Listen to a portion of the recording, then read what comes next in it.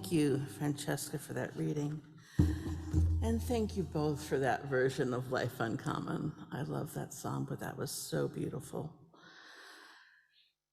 And it's a sign and a reminder of the way that light and joy and spirit can just lift you up and turn you around and put you on your feet again.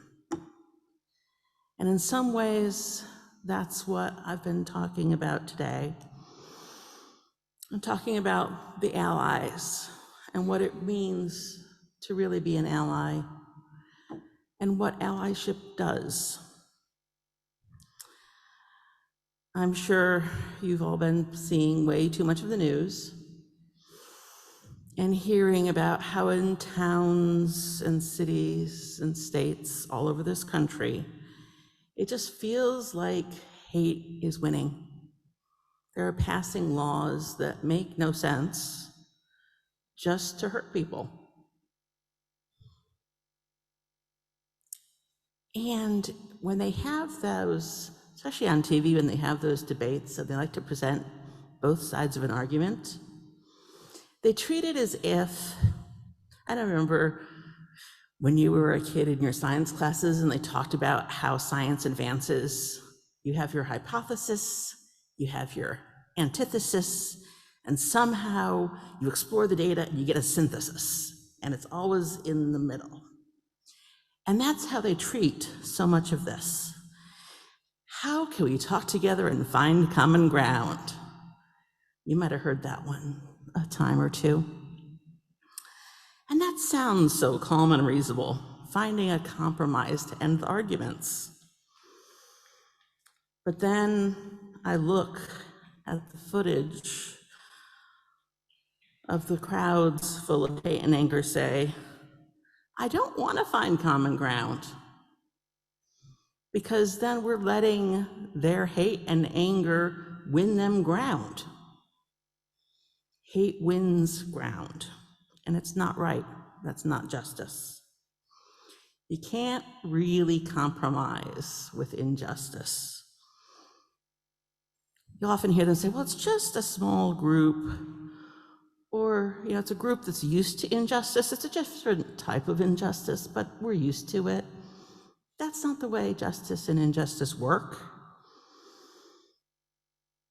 Maybe you felt the same as me with the laws about abortion access, gender-affirming care access, bathroom access, even talking about sexuality and basic human development, talking about any of the actual history of this country. So many things they don't want to have happen. Banning books. And they claim they're protecting the kids, but somehow I don't see how a true story about 2 male penguins or Rosa Parks on her bus hurt kids. And then on top of it, they've found whole new ways to target communities they've been harming all along, with our migrants and immigrants and asylum seekers now being loaded onto private jets paid for by third-party states to move them to yet a fourth state just to drop them off and mess with their lives and hopefully disrupt the town you drop them in. That's a whole different level of hate. And then I start to get angry, and it's oh so hard sometimes to not hate. I don't know if you've ever felt that. And then I breathe, and I remind myself of things I know to be true. I cannot make anyone listen to me. I cannot make anyone change. I cannot present any information or story that will instantly transform even one person's fear and blind anger that has turned into this hate. And then I can feel defeated, saying, what can I do? If we can't make them change, what do we do? Maybe you've had that feeling too. Because in the end, I know people, just as you know real people, are being hurt every day. Trans people and drag queens, along with other LGBTQ folks, are facing more hate and violence. Binary and other gender preferences are being targeted for harassment and public humiliation. Those who find themselves pregnant are facing life and death restrictions on their health care, with it diminishing every day. The same goes for gender-affirming care. Some may eventually receive care, but how many hurdles and how much unnecessary pain? And we can't stop them, can we? We can't go take over the legislator of another state. That just doesn't work, does it? We can't vote everywhere. Oh, I wish, but we can't. And that's where answering the call of love lies. Because we cannot change those who are afraid and lashing out with hate, but we can help those who are being harmed. And we can be allies to one another. Because this hate has so many targets, almost all of us are in one of those groups. So it may be my turn to step up and help you, and it may be a day when I need to help fight in my corner. And allyship is not easy or simple. You can't just pick a cause and leap into action. Wouldn't that be great? We could all just be superhero sidekicks with our costumes all built in already, and we've all got our powers lined up, and we've been doing our drills, and we just get out there. Doesn't work like that. When you're following that call to love, you have to start by the listening part. But how do you listen? Where is the call to follow? How do you know what's the right thing to do? One of the places is to start by looking at yourself. Figure out what skills or talents or knowledge you already have. Maybe you've been working on postcarding so much for voting that you're a wizard with a pen and a stamp. Maybe you make really great sandwiches. Maybe you know something about healthcare policy and law. Maybe you know something about books for kids. You never know what gift of yours might be a great help to someone else. And you never know what action will make a difference. And then you need to start listening. Listening to those who are being hurt. Because we can't each go walking up and saying, okay, I'm here to help, tell me what to do. That's not being a good ally. One thing I've heard recommended over the years is to start by listening in a public social media setting. So not commenting, not making recommendations, just reading. And I said public groups, because unless you already have a connection, none of us have relationships form immediately. Private spaces and public spaces are both important, especially for marginalized groups for their own emotional safety and support. But what is shared publicly, you can read and you can learn. You can see what different groups are doing, what is happening in their communities, and you can see how they're connected to one another. You can see that web of connected people, because you can be sure there's already a bunch of groups trying to figure out how to help. And once you begin to feel that connection to a specific issue or group, how you see those groups connect, you can see if maybe you've already got a way to build a connection.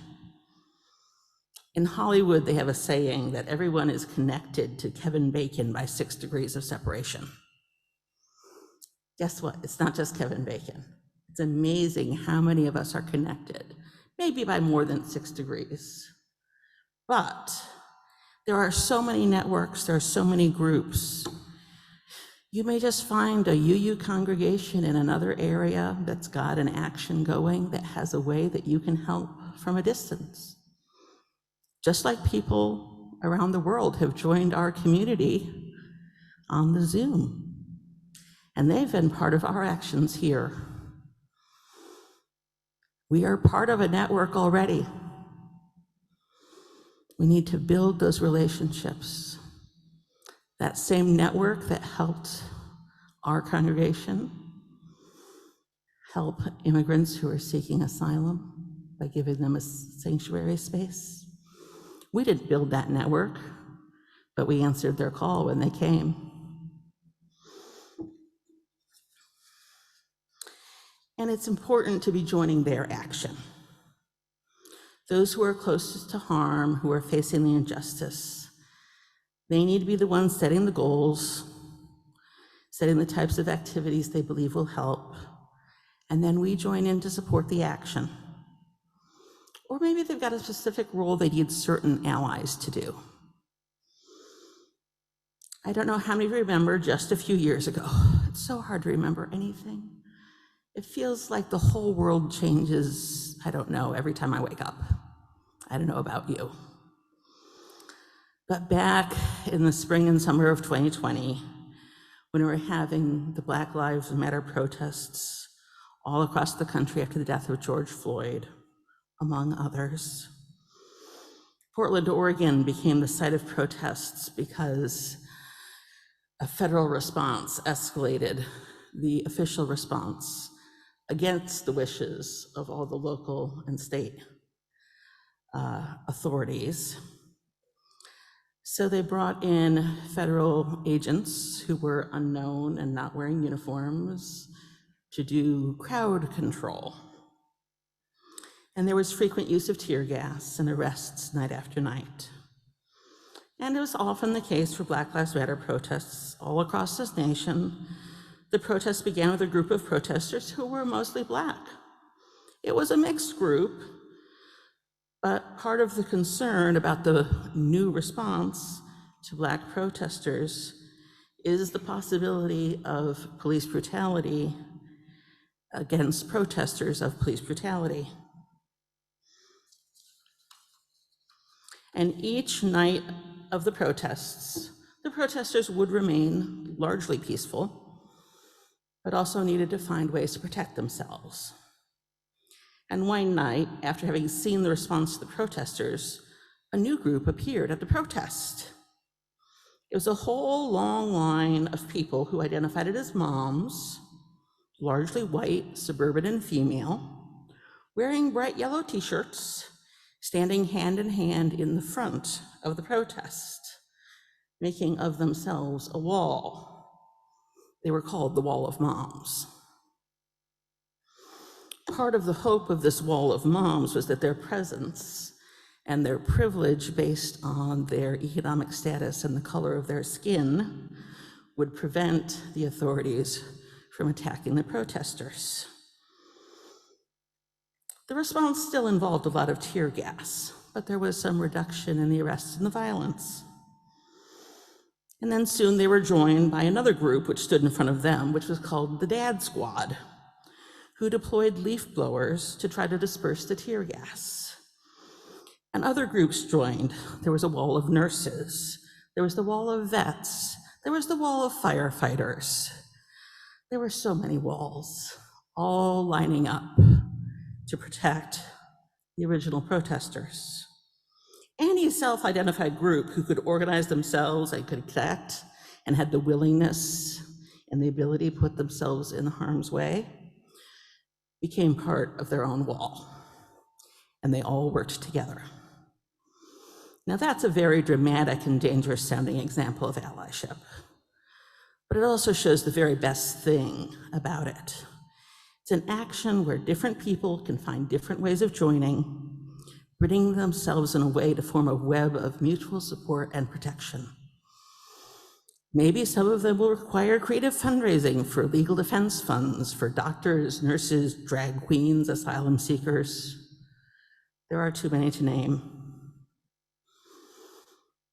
Maybe here at Fourth U, it's time for us to return to drag cabaret. Who knows what we're called to do? Maybe we'll need to help with these new pop-up shelters that Mayor Adams is planning now that immigrants are being dropped into the city from Texas. unannounced.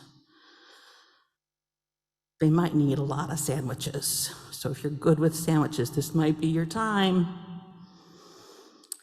If I kept going, we'd be here far too long, because the list of the ways to help, to be of really help to everybody, to anybody, is infinite.